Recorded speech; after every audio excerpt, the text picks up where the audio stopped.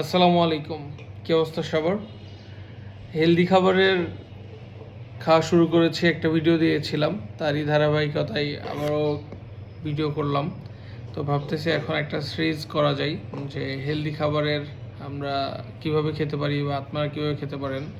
তো আমারটা আমি শেয়ার করতেছি, আপনাদেরটা আপনারা শেয়ার করতে পারেন। এমএমআর ইকো ফার্মের ফ্যামিলি একটা গ্রুপ আছে, সেখানে সকল কাস্টমারদের রিভিউ এবং কাস্টমাররা তাদের নিজেদের মতামত শেয়ার করতে পারে। একটা ওপেন প্ল্যাটফর্ম আছে, সেখানে শেয়ার করতে পারেন।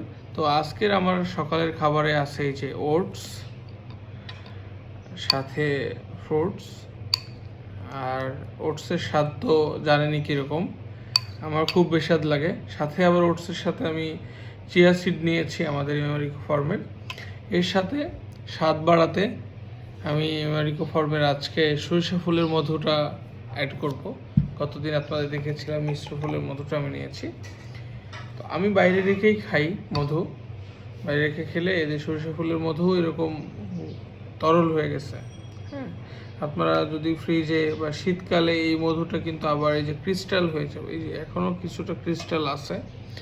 এটা হচ্ছে এর বৈশিষ্ট্য যে একটু ঠান্ডা ওয়েদার পেলেই এরকম শক্ত হয়ে যায় আর কি। হ্যাঁ, তো এই যে আমি এখন দিয়ে নিলাম, আর একটু দিতে পারি, যে যেরকম মিষ্টতা পছন্দ করেন আর কি। দিয়ে জাস্ট একটু মিশিয়ে নিলেই সুন্দর একটা মিষ্টি ভাব চলে আসবে, তখন খেতে ভালো লাগবে আর কি। বিসমিল্লাহ।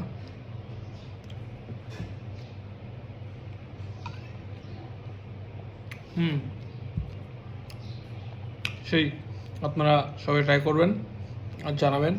সবাই ভালো থাকবেন, সুস্থ থাকবেন। ধন্যবাদ।